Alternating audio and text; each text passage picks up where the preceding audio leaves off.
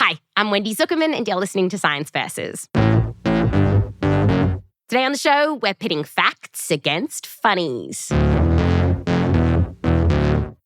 And by the way, today is our 200th episode of Science Versus. Can you believe it? 200 episodes. That is so many facts versus other things.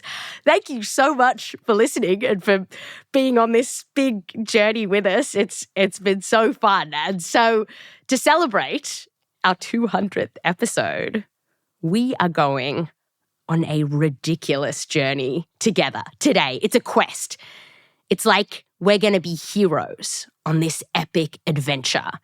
And at times, things might get a little rude, a little naughty, just in case there's kids listening. But before we go any further, like all heroes' journeys, we're going to need a companion. You know, like Robin to Batman, Samwise Gamgee to Frodo Baggins, Buzz to Woody. And our companion today is a man who has gone on a great many scientific quests. He's travelled the world, put one foot in front of the other.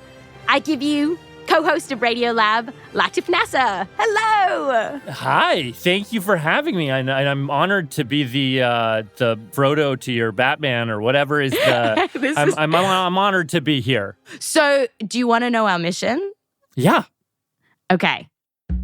We're gonna find the funniest joke in the world. Wow. That sounds dangerous. Wow. I know. It sounds dangerous. It sounds big, but I'm going to keep it safe. Safe. And you might be thinking, why? Why are we doing this? So I wanted to tell you the origin story to this hero's journey. Okay, right. And it doesn't get much bigger than this. So the other day, I was feeling a little bit sad. I wanted a little pick-me-up. So I went to Google the world's funniest joke. Right. And you know what I got? What? It was trash. It was absolute trash. Sure. Like did you hear about the rancher who had 97 cows in his field? When he rounded them up, he had 100. Oh, that was not even, that's real bad. Yeah. That's solemn. Like you could tell that at a funeral. I was like, this is making me feel worse. So I kept trying different search terms and then I got crap like this. What has many keys but can't open a single lock? What has many keys but can't open a single lock? A piano. Yeah. I mean, that to me, that's not a joke. That's like a riddle, or like it makes sense. That's a riddle. It like belongs in Lord of the Rings, right? Like it's like that's not. Yeah. It's not a joke. It's not a joke. It's not even close to a joke. Yeah. And so I just thought we could do better, using research and rigor. You and me, we could do better. We could find the best joke in the world. There are other things that could cheer you up. Like, sugar, antidepressants, a hug. That's true. There's like a lot of other things that you could do. But just not to, I'm not judging your life or anything. No, you think Googling the funniest joke probably wasn't like a long-term solution to Not a long-term solution to your problems. Yeah, that's basically where I'm coming from. But I thought... You thought it was. It couldn't hurt. Okay, so to start us off, I wanted to know if it was even possible to find the funniest joke in the world. Right. So I asked a bunch of comedians this very question. Okay, great. So here are their answers. So this is what US comedian Tig Notaro, brilliant comedian, yes, said. She was not optimistic. Do you think we can find this joke? Sure, over and over and over again, because it's going to be different opinions. Yeah.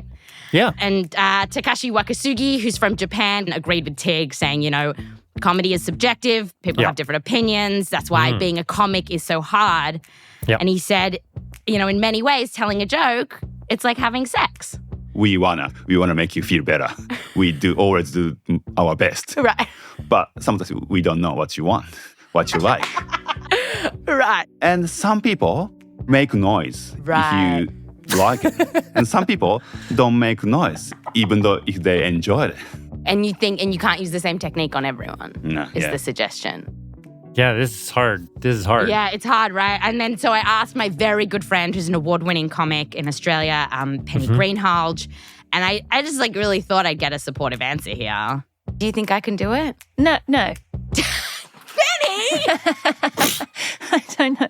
I reckon you'll try your hardest. Let's try again. That was good. So I'll get a second take. Okay, so do you think I can do it? Wendy, I'm your friend, and as your friend, I'm going to be honest with you. Yeah. I don't think you will.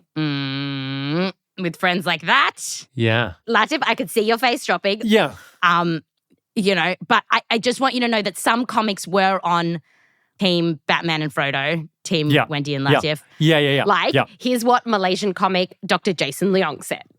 Okay. Wow. I suppose technically it's possible. I suppose technically it's possible. That's a ringing endorsement.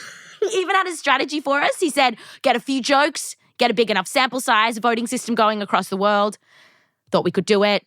Emmy Award winner Loni Love, in fact, had so much optimism for us that she even gave us our first clue. It's just something simple that people usually laugh at. And it's right there in front of your face, you know. Yeah. It's right there. And it's something that everybody can laugh at. It's funny because, like, to the critique of the premise was this is too complicated, right? Yes. And then this solution for the quest, like, is just go simple. Which I think is right. Yeah, I think that's right. Because, like, even if there's no such thing as the perfect joke, there is somewhere the joke that more of the 8 billion people on planet Earth will laugh at than any other joke. Do you know what I mean? I think so. I think that's right. Even if everyone in the world doesn't find it funny, it's helping lots of people. Yeah. Put a smile on their face, you know. Yes. There must be something. There's gotta be. Okay, with this enthusiasm, with this mindset, our hunt for the funniest joke in the world begins. Yeah. And it's coming up just after this break.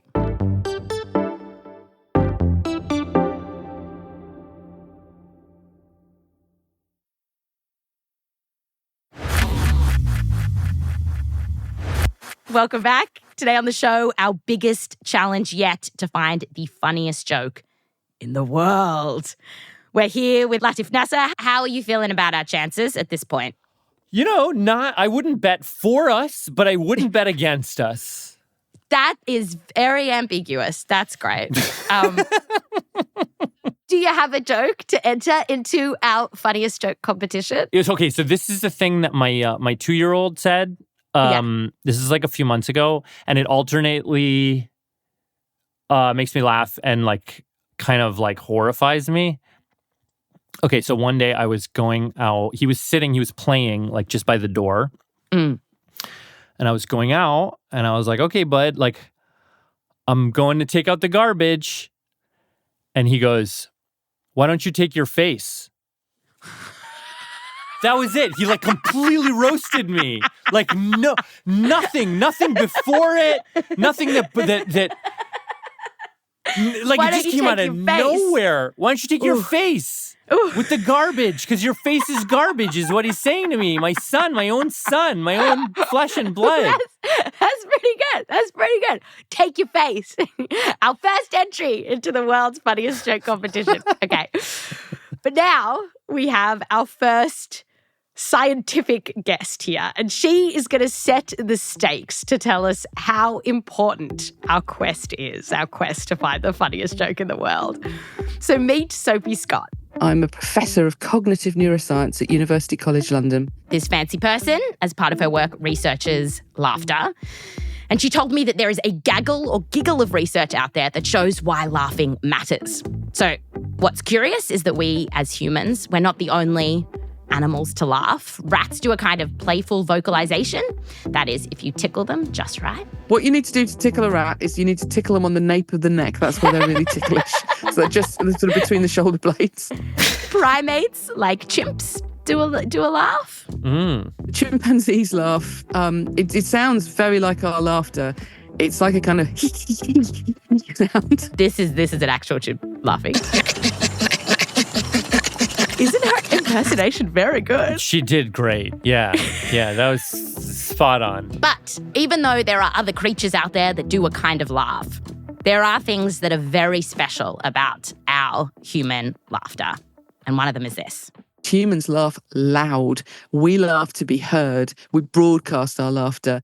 What a weird, sort of obnoxious thing. Like, for us humans, like, we're the loud laughers of the animal kingdom. Like, what a weird thing.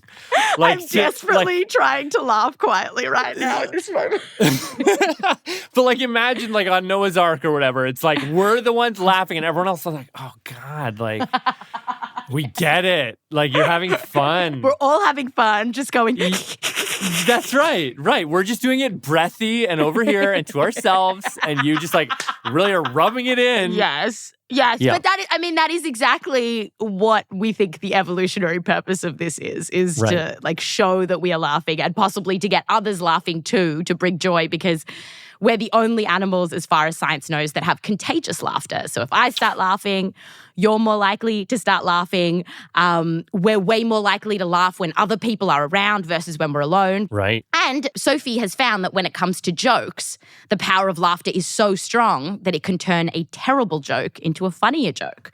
So she actually did this study where she got some jokes. We took real stinkers like, what's the best day for cooking? Friday. Oh, yeah. So she got these stinkers, as she puts it, these terrible jokes, and she found that just by adding a laugh, people would rate these stinkers as funnier. Huh. And for Sophie, this like all shows that laughter is playing this like really important role in connecting people. So there really is something very basic about the ability of laughter perhaps to jump the gaps between humans. Latif, if we could find a joke to get the whole world laughing, I mean, we'd be Nobel Prize winners, or at least like Ig Nobel Prize winners. Yes. Okay, not to throw a monkey wrench in here to your, but so it's true. Laughter is this thing that, you know, it's like you laugh and the whole world laughs with you and da-da-da-da. Yes. But laughter is also can be savage. So there's laughing with and there's laughing at is the other thing. Because it's like who's the butt of the joke and how. So it's like, so we're playing with some high stakes here because we could bring the whole world together, but we could aim collectively ridicule and humiliation. We could divide. No, but that I feel like to get the funniest joke in the world, because yes, and studies have indeed found that surprise, surprise, if you make ethnic and racist jokes, if you are of that group being ridiculed, or if you even just care about the group being ridiculed, you find the joke less funny. Yeah. There was a study that was done on blasphemous jokes that practicing Christians found them less funny than atheists, even though generally they had very similar sense of humor. So I feel like because of this, if we're going to find the funniest joke in the world, it cannot be othering. We cannot be picking because we need to maximize the amount of people that we are bringing joy to. Yeah. Yeah. No, but I agree. Okay. So with that in mind, with the stakes truly set for this quest. Yeah. Yep. Now we've just got to find this joke. Okay. But where to start? Where to start? I kept pottering around on the internet, even though that did not give me the funniest joke. But it did bring me to this fella, Richard Wiseman, a professor of psychology at the university at Hertfordshire in the UK. Right. Notoriously funny university. It's very well known. And it's Shire for our quest. Oh, that's right. Okay, great. Okay, I'm in. So in the early 2000s, Richard was asked to come up with this big science public project. It was for a fancy British science association, and he cannot think of anything. But as he's walking through the doors of the meeting, this idea just popped into my head, which was the search for the world's funniest joke. Twinsies. And that was my pitch. I simply sat down and said, we're going to search for the world's funniest joke. And they went, that's a great idea. Let's do that. Which I didn't expect them to say, to be honest. This is quite funny because... So I explained our situation. Our situation, of course. I pitched my editor that we're going to find the world's funniest joke, and I didn't know how to do this. I mean, now all we have, I guess, is some like crappy joke about pianos and keys. But that's not funny. No, that's not the funniest joke in the world. Wouldn't it be sad if that was the funniest joke in the world? If everyone went, oh my God, it's the piano joke. We love that. Exactly. So exactly, well, the experience that you had pitching to your editor was the one that I had all those years ago. Yes. So I go back to the team at the University of Hertfordshire. I said, we're going to find the world's funniest joke. And they went, great, how are we going to do that? And I said, I've got no idea. I didn't get that far in the pitch. We've got nothing, basically. Okay, very relatable. I like this guy a lot, although I have no idea what he's going to do next. Okay, well, then they come up with a plan, a radical plan. Okay. Radical for the 2000s. We decided people would come onto the internet, the newly formed internet. They would type in their favourite joke and submit it. And they would rate the joke submitted by others. Aha. And nowadays you go, well, of course you could do that. You could do it with people all over the world. But back then, there wasn't a way of collecting data via the web. Right. So Richard's team actually has to develop a website from scratch that could do all this, where people could come online, submit jokes, or they'd be given different jokes and then they would rate how funny they are. So they get this website done, and now they just need to get some publicity, because this whole experiment is hinging on lots of people going onto the website, like a big enough sample size to submit jokes and rate them. Right. But it turns out getting publicity was not a problem, because once news outlets around the world found out about this competition, they lapped it up. And it goes viral. It goes all over the world that scientists are searching for the world's funniest joke. What makes one person laugh could make the next person cringe. The search is now on to find the world's funniest joke. There was a lot of pressure. My goodness, he's going to find the world's funniest joke. And so the hunt begins. And so people rated the jokes on a giggolometer? Yeah, we refer to it as a giggolometer. Giggolometer. And it was very scientific. It had 5 ratings on it, from not very funny, which would be the piano joke, would be not very funny, through to moderately funny, and then on to absolutely hilarious. Okay, so the ranking is 1 to 5. Okay. It's totally working. People are coming onto the site in droves. Great. In fact, very early on, people start putting dirty jokes onto the website, of course. Okay. But then and Richard's he has to be okay with that. No, he's not? No. So in this experiment, they actually removed the dirty jokes because this was a big family experiment, unlike Science Versus. Okay. Oh, got it. So you're doing all the jokes. We could do but Richard removes the rude jokes. Okay. But then as the competition is trucking along, one day Richard checks in with the team and he sees this joke that would send him, and now us, on a rather interesting path. Mm-hmm. Almost like the endless stairs to cross into Mordor. Okay, so here's the joke. 2 cows in a field. One turns to the other and says, moo. And the other one says, I was going to say that. Not bad. Old joke. Joke. That's probably a 2 or a 3 on the giggolometer. Yeah, I would agree that's 2 or 3. So clearly that's not going to be the winner of either Richard's competition or ours. But it did make Richard think, wait a sec, could we do an experiment within an experiment? Huh. So Richard wonders, what if we tried out different versions of this cow joke by switching up the animals?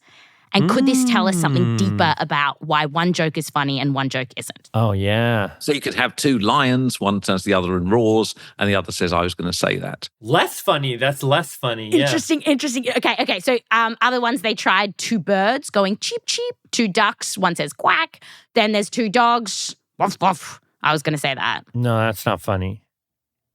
No, maybe that's funny. But not because of the noise, but because dogs are so relatable. Okay. So Richard puts a bunch of these jokes into the database. When people come on, they might be randomly given one of those jokes. Oh. So which do you think is the funniest? Quack, quack. Yes. It was? That was the winner. Damn. Okay. 2 ducks. One says quack, and the other one says, I was going to say that. So the big question is, why is duck quacking so funny? Okay, and why? And it turned out that ducks and quack are funny words. Yeah. And so what is it about duck and quack? Why are they funny? And the answer lies in this fabulously named paper, Wriggly, squiffy, lummox, and boobs. What makes some words funny? Nice. And here's what they did. They used this survey data where hundreds of people had been asked to rate the funniness of thousands of English words. And they used basically the equivalent of the giggleometer. So you want to play? Yeah. Yeah. Definitely. Juju? Juju is funny. Yeah. Juju. Chauffeur? Chauffeur. Not funny. Orgy? Orgy. Not funny. Holder? Holder? Holder. Not funny. Holder is the least funny word you've said. I don't know why that makes me laugh so much. It's such a dumb thing to ask. No, because holder is so functional. Yeah, it is. And, you basically picked the right order. So of the words I gave you, juju was ranked as the highest, the funniest word. Then orgy, which in this study, it was actually considered pretty funny. Chauffeur came after that, and holder, not funny at all. Yeah. Okay. Yeah. So the researchers then pored over this data set to create an algorithm for funny words that they then applied to more than 45,000 English words. And I actually have the Excel spreadsheet right here if you want to throw out any words. Okay. I'm almost more curious. What are the words at the very bottom of the list? Okay. Very interestingly, the least funny word, according to this study, is harassment. Harassment. That makes me want to make a joke where the punchline is harassment. Doesn't it? I know, right? So the researchers really swam in that data to try and see patterns as to what is funny and what is not. And one thing that really came up is that certain sounds are funny, like K. Anything with a hard K, so clown and duck and quack. Duck and quack, both of them have a K. Right? And it's funny because this comedy K, so there's an episode of The Simpsons about it, comedians know about this. There's a 30 Rock has a joke about it. Oh, really? Last year, Jenna accused me of trying to destroy her because her lines didn't have any K sounds, which she thinks is the funniest sound. Oh my God, my cousin Carl crashed his car and now he's in a coma at the Kendall Clinic. That's good. Now, as far as I could tell, no one has repeated this experiment in a non-English language. And because we're looking for the funniest joke in the world, I wanted to ask comics about this in other languages. So we're kind of stuck with anecdotes, unfortunately. But I asked Egyptian comic Mohammed Magdi what is a funny word in Arabic. Oh, great. And this is what he said. I think the word for shell, the shell that you find on the beach is quite funny. It's called kauka. Kauka? Yeah. So if you just... 2 Ks. Yeah, 2 Ks. There you go. Actually, you're right. Oh my God. Science does work. What? I love that that's the thing. It's like he was like, oh, vaccines? Yeah. I guess maybe. But it's like, oh, but this K thing, we're really onto something here. So other sounds in English that are funny. Yeah. Ooh sounds. So like booby, whoop. Booby. Yeah, sure. As well as words ending in Y and L. So like giggle and waddle are also funny. Yeah. Huh. As a general rule, letters and sounds that aren't very common tend to rate as funnier. So curt sound is pretty rare. And also if you have this weird collection of sounds in a word, that tends to be funny. So I talked about this with comedian Tig Notaro. So we were talking about funny words, and she said a co-host on her podcast, Handsome, said this one day. Bulbous frog. And I couldn't move on. I said, I'm sorry, we have to go back. What do you mean a bulbous frog? Also, the delivery of this word, it kept yes, and the bulbous frog, and it was so bulbous. And I was like, stop saying that word. It made me sick to my stomach, but I also recognized it as a funny word. Yes, and according to the Wrigley Squiffy paper, bulbous does rank pretty high. All right. Huh, yeah. So I kept looking for clues in other languages as to what words might be funny. So smart. So smart. So I talked to Indian comic Uruj Ashfaq about this. She won the Best Newcomer at Edinburgh last year. Ooh. She speaks Hindi. She's performed all over India. And she told me that there are a few words that often get a laugh. There's this word called chinchpokli, which is, That's very funny. It's really funny. It's a chinchpokli. It's a place. It's a place, Chinchpokli. Chinchpokli. And every time someone says it does have a K, right? Chinchpokli. Yes, you're right. But that's not why it's funny, right? I don't. Maybe it's the chinch. Yeah. It's so thin, and then the pokli is so wide, and you're like, why'd you put that together? Chinchpokli. Chinchpokli. Chinchpokli, right? Oh, so good. Satisfying. It's a neighborhood in Mumbai.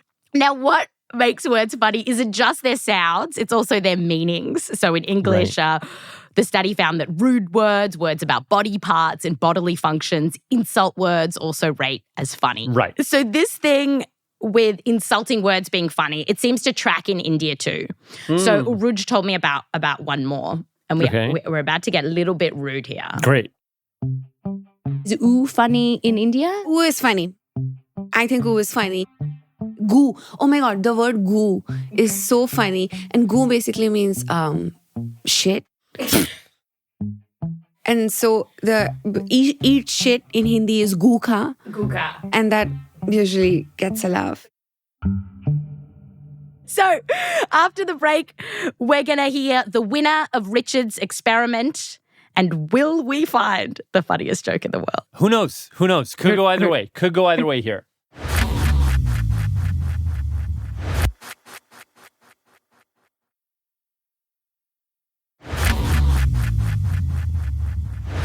We're back on our grand quest to find the funniest joke in the world. I'm your dungeon master, and my paladin is Latif Nasser. Hello. Hi. So as we're on this journey for the funniest joke in the world, one potential hiccup in our plan is if different countries and cultures have vastly different senses of humor. And this is something you hear talked about, like even when I was living in New York, people would like to talk about how Australians have such a different sense of humor to Americans. And so I looked into the research on this. Right. And one big study published a few years ago that had done surveys on 28 countries, thousands and thousands of people.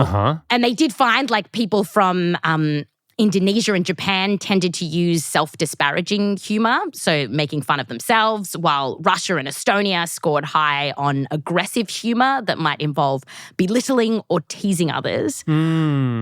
So there are some differences, but the thing is, for all these like gulfs that scientific papers like to highlight, the research paper ultimately concluded that there are, quote, more similarities than differences across the countries. Yeah. Yeah, I believe that. Yeah, I think that's right. Yeah. And some of the comedians that I spoke to about, finding the funniest joke in the world said that as long as we make sure our joke it doesn't have like very specific cultural references in it, like talking about the politics of a specific country or town or whatever. Yeah. As long as we stick to universal themes, sex, bodily fluids, family dynamics, like we're going to up our chances of finding this joke. But which is why bodies are so, bodies work. Bodies, animals. Yeah, I like that. So now let's fast forward to the end of Richard Wiseman's experiment. A year has passed. He's gotten 40,000 jokes, hundreds of thousands of ratings from 70 countries.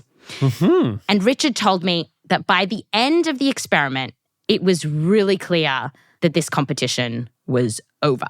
You could see the same jokes coming in again and again. If I read what's brown and sticky, a stick. Oh, yeah. If I read that one more time, every morning, 3 or 4 people had put that in. How was it? Did it rate well? No. It was always down there with pianos. It was, so it never did well. And funnily enough, 20 years later, we did a call out on social media. And this brown and sticky joke came up over and over again. Wow. Okay, so Latif, are you ready to hear the winner of Richard's competition? Yes. Do you want to do a little drum roll, by the way? I just feel like... Bing! There are two hunters out in the woods. One of them collapses. He doesn't seem to be breathing. His eyes are glazed. His friend whips out his phone, calls the emergency services. He says, "My friend is dead. What can I do?" The operator says, "Calm down. I can help. First, let's make certain he's dead." There's a silence, then a gunshot, and then the guy's back on the phone. He says, "Okay, now what?"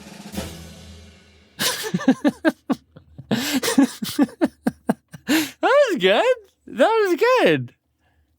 I liked it. So I told it to a bunch of our comedians. Okay. To rather mixed reviews. Okay. Let's hear it. That's a great joke. It's just dumb. Yeah. That's the winner? Really? And if you had to A+ funniest joke in the world, F bad joke, what are you rating it? I will give it a passing grade. It passes as a joke. Wow, it passes as a joke. That's where it gets. You were aware that It's a joke. Well done. But try harder. You know what I mean? that last harsh critique is comedian Jason Leong. I was on his side. So when Richard first told me this hunter joke, this was my reaction. What? How is that the funniest joke in the world? Oh, wow. What did you didn't mind it. You don't mind it. I didn't mind it. I mean, maybe I'm a cheap laugh. It's kind of wholesome, even though it's about murder. It's like a wholesome murder joke, you know? Well, it's funny. I asked Richard what he thought about it. What did you feel? How did you feel when your colleagues came to you and were like, "This is the winner," and you read that? What went through your mind? Horror, because I knew I would have to go on radio and television and tell that joke as the world's funniest joke. And I knew it wasn't funny. And it was just, we must have done 50 interviews that year when that came out. And each time you sort of grind through. It's a long joke as well. It's not a short joke. You grind through this joke, knowing it's not funny, having just told everyone that you found the world's funniest joke. It was living hell. After a while, I just refused to tell it. But what's funny is that, even though it didn't make me laugh and Richard doesn't really like it, when you look at the scientific theories of humor, this hunter joke actually ticks a lot of boxes. Okay, so let's take a look at these scientific theories of humor. Okay, great. One of the biggest theories of humor is that you need a surprise. So perhaps something incongruous. So here's comedian Loni Love on this. It's something that you didn't expect. That's what makes you laugh, because your mind is thinking one way and you go a whole nother corner or avenue. That is what makes people laugh, and that's the science of the joke. So Richard gave me an example of this, which I actually quite like as a joke. Okay. Two fish in a tank. One turns to the other and says, "Do you know how to drive this?" Love it. Love it. And so we have fish in a tank. We think it's a fish tank. And then we find out they're in an army tank. That's incongruous. It surprises us. We laugh. So one paper called this conceptual bifurcation, which is that moment where you realize that something that you thought belonged to just one category, a tank is something that only a fish would hang out in, actually belongs to two categories, an army tank too, haha. And so the hunter joke obviously has this as well. The moment you realize, first, let's make certain he's dead, actually has two meanings, and then it's a funny surprise. Right. That was a funny joke. Yeah. Also, conceptual bifurcation, I feel like both of those words would rank very low on your spreadsheet. Yeah. That's like a very unfunny, that's like the unfunniest phrase you could find to describe a joke. Yeah. It's barely above harassment. Right. Yeah, completely. Studies have actually put people into brain scanners and presented them with jokes and found that certain areas associated with language get really, really excited when we hear these kinds of jokes, which makes a lot of sense because there's a lot of brain work involved in putting these two concepts together for that beautiful aha moment. Right. Adam Conover of, most famously, Adam Ruins Everything. He's also a stand-up. And he says that the surprise can come in different forms. So it doesn't have to be that you were expecting a joke to go in one direction and then it goes somewhere else. It could be that someone explains something in a way that you never thought of before. My own personal theory that I use to write jokes is that something is funny when a truth is combined with a surprise, when people have a shock of recognition that they did not expect. So, the very classic joke is, a piece of observational comedy. Have you ever noticed that airplane food is X, whatever it is, right? And if you have in fact noticed that, but no one has ever said that to you before, then you will likely laugh, right? But surprise can't explain everything about comedy because things can be surprising and not funny at all. And on the flip side, researchers found that even when there is no surprise, like in some studies, people have been told a joke before, or even if they're asked, like, can you predict the punchline of this joke? People still find it funny and sometimes even funnier. And I told Tig Notaro the hunter joke. It was kind of funny because this was her reaction. Saw it coming, still found it amusing. Oh, yeah. So if there's more to a zinger than surprise, what else have we got? Superiority theory. So here's Richard on that. A laugh is a kind of cry of superiority. You made somebody else look silly or put them down, and that you're going, yes, I'm better than them. That's so depressing, actually. That's like a very depressing... It is a very depressing form, and it does explain some jokes because, like, in so many cultures, there are these jokes about what some researchers call like the fool towns. Yeah. So, or fool places. Like, so in Australia, if you start a joke with like two Tasmanians walk into a bar. Got it. In Canada, it's Newfoundlanders. Yeah, right. So in the UK, maybe they make fun of the Irish. In Ireland, maybe they make fun of the Kerrymen. In France, the Belgians. Right. And it goes beyond time. So I was reading about this paper that said in ancient Greece, it was Abdera, the town of Abdera, the two Abderans. Abdera. Walk into a bar. Sure. And when it comes to the hunter joke, you could argue we feel superior to the stupid hunter. It just does make us feel so petty. Like we're just like so petty and insecure. Like we need something to feel bigger than. Yeah, I really don't think that's why I'm laughing at a lot of jokes. And it has been criticized a little bit recently. I mean, I'm not saying I'm not petty and insecure. But I like to think there's more to me than that. I think so too. So then this last scientific theory of humor I want to walk through just quickly is that a lot of humor is triggered by these potentially threatening or bad situations. And then we laugh to release tension. So the hunter joke ticks that off. Yeah, it's like, oh, there's a little bubble of tension here. Pop it. Like, okay, great. We're good, right? Yes. And even though there's not a lot of studies testing this theory of humor, Richard said that just from reading like thousands of jokes in his experiment, it seemed to sort of be at the heart of why a lot of them were funny. It's not chance that a lot of jokes involve people experiencing stuff that makes us worried. Yeah. Right. And then as an interesting tidbit, more recently, researchers have kind of added to this, saying that you can't just have tension or what they call a violation.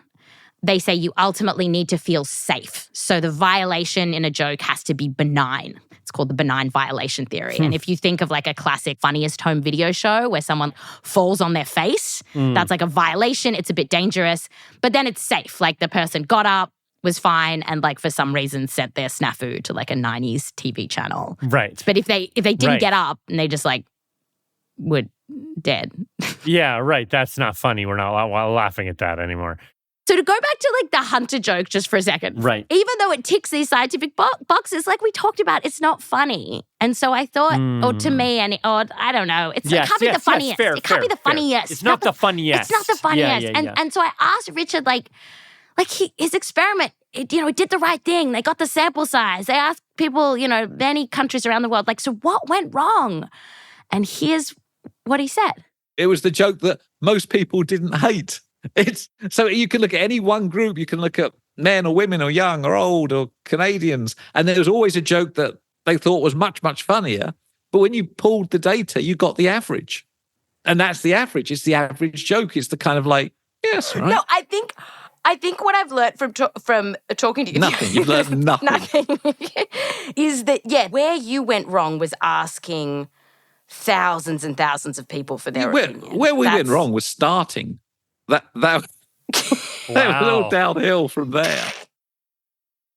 Okay, so Richard has completely lost hope in our quest in finding the funniest joke in the world. Yeah, I feel like there was 3 of us and now there's just 2 of us. He just turned and left. But I say there is hope. I think it was getting this median democratic voting system going. I think that's where he went wrong. And so I think if we, instead of going to the voting polls, we go granular. We use the techniques that we've learnt today, the funny words, the sounds, the different theories of humor. So I have scoured joke books and listicles and social media, and I've gone to comedy sets, hours of comedy, and hunting for jokes that might fit the bill. You've done a lot of research here, Wendy. I'm very impressed.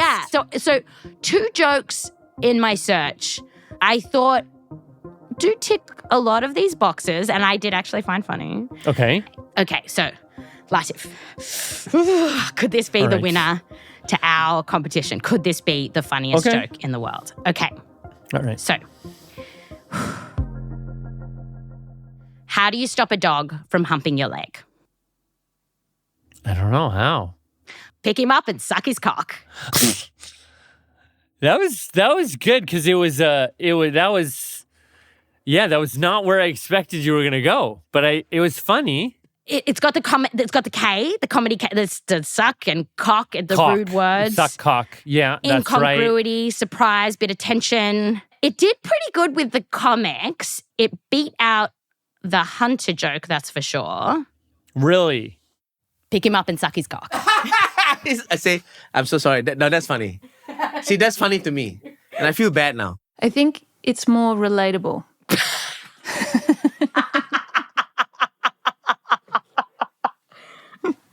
Go on.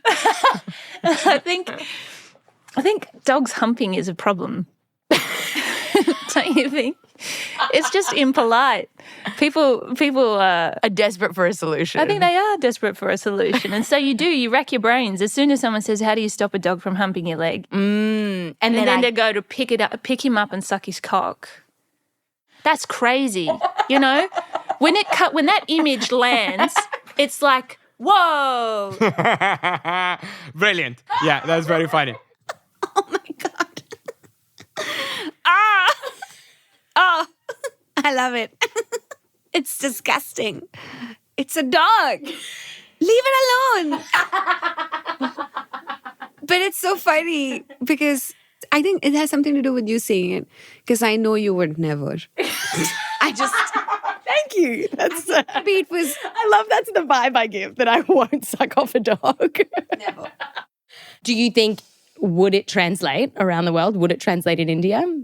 Oh my God, they would love it. Oh my God, would they love this joke. In the right hands, this joke could be viral. That's 1 billion people right there. Right? So maybe science is getting us close. Mm-hmm.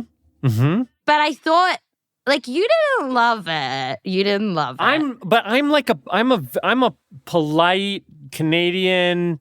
I grew up in a quite religious household. Sex jokes are very I'm like, oh, okay, yeah, that was funny, but so let's take it down a notch. I don't think the funniest joke. Also, there's kids listening. Probably not anymore. That's right. But there were kids listening.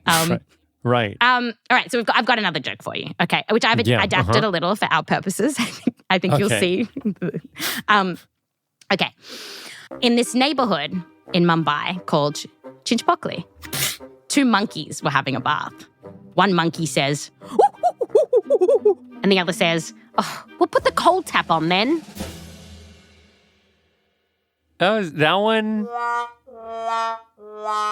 was not funny. I don't know why.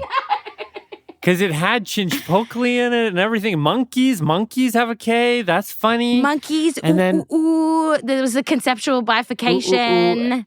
There was a conceptual bifurcation. Yeah, I don't know why it didn't. It didn't land. Interesting. Okay, so this is what the comics thought of the monkey joke. Okay.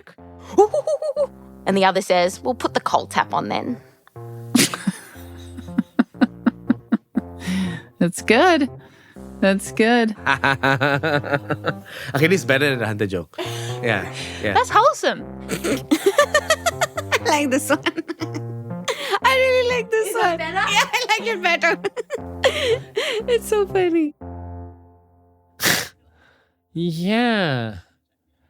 Oh, okay. Wow. I'm sorry. That one, that just didn't hit for me. It's here at the final stage of our quest. Right. And was that your? So that was that was your touchdown dance. Well, that was your I don't know. Yeah. I mean, I feel like we're weary. Our clothes are torn. Shoes worn through the soles. Yeah. And it's here where we've lost all hope, perhaps, that our journey takes a different path. So yeah, here in Chinchpokely, we're gonna cognitively bifurcate paths. That's right. The sun is rising, and we squint at the bright light as Uruj appears. So Uruj used to study psychology before her comedy career took off. And when she first started doing stand-up, she actually read about all these theories of humor. Incongruity, surprise, misdirection. You looked into the psychology of it. You tried to study this like a science? Exactly. And then at some point I was like, none of it is real. It's the comedy gods. Really? It's the comedy gods. I'm sorry, I know I'm on a science podcast, but I strongly believe in the comedy gods. I was an atheist and a scientist, and I'm a believer now. Because I just went on so many stages. It's all across India. I performed in cafes. I performed in bars. I performed for corporate shows. I did birthday parties. I did baby showers. I did comedy clubs. And I was like, there is a force. There is a superior force. And there is a moment and magic happens. And I'm so sorry to defy. I'm so sorry to defy this entire podcast purpose. Oh. Yeah. And so, Latif, I abandoned science too. I went to the comedy gods. Okay. And I asked them, what can I do? I've got this episode called The Funniest Joke in the World. What can I do? Yeah. And they told me to fulfill our quest. If we can each find our own favorite joke, to put a smile on our faces when we're feeling down. A joke so that we don't ever have to use Google and find some crappy joke about pianos and keys. Okay. And maybe, the audience listening, maybe we've already found yours. Maybe it's the dog humping joke or the monkey or the fish in the tank. So, Latif, have I found yours? I don't know. Because I got a couple more for you. Great, keep going. Just a couple more. So, okay, great. Professor Richard Wiseman. Oh, what was his favorite joke? Yes. Yeah. Yes. Okay, this was it. Desperate to hear that. The elephant and the mouse.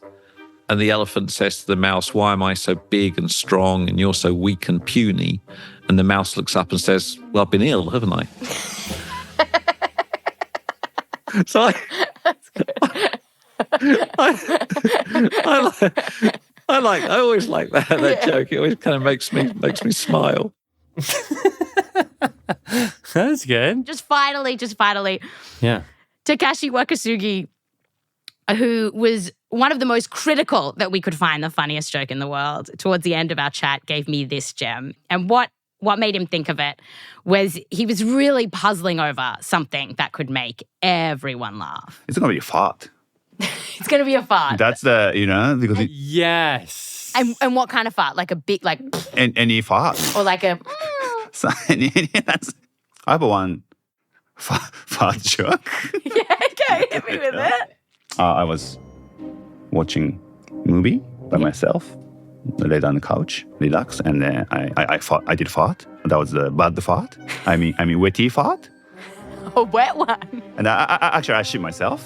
And life is very tough. Life is not easy.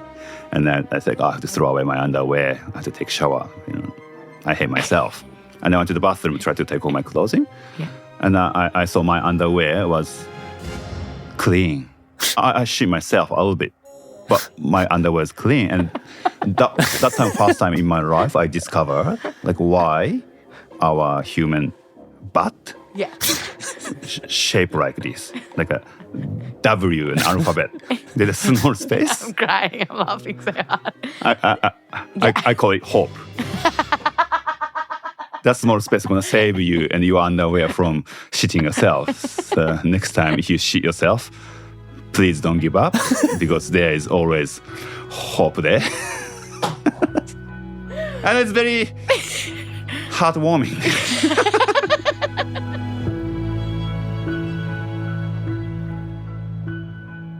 right, so Latif, of all of the jokes that you've heard today, have we found your favorite?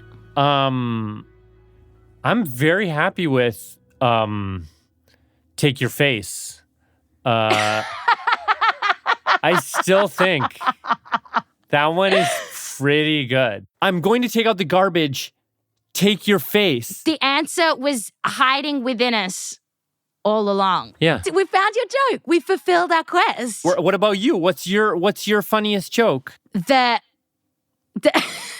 hope. Hope is great. Hope is great. That was great. I've definitely found a lot of jokes to put a smile on my face that are not about a piano. Yeah. Like if someone were to say, "Had any good jokes?" Yeah. I'd be like, there's this area in your in your butt. In your buttock.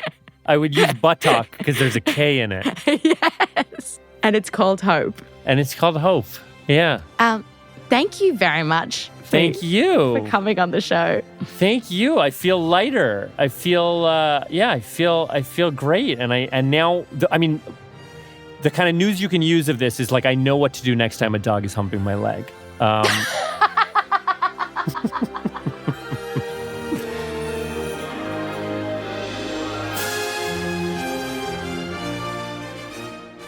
This episode had 58 citations in it, and if you want to see them in all of their glory, then head to the show notes and click on a link to the transcript. Also, this week, you've got to check out our Instagram and my TikTok because the team has made these awesome little videos of the comics that you heard from, and it's just so funny. So if you want to go see little snippets of the comedians telling jokes, head to our Instagram, which is science_VS, and my TikTok is @WendyZuckerman. Also, next Tuesday, we're putting a little special episode down the feed, which is my full interview with US comedian Tig Notaro. There was just so many laughs and so much insight into comedy that she gave us that we couldn't fit into this episode. So we thought we'd just share the whole interview with you. So that'll go down the feed on Tuesday.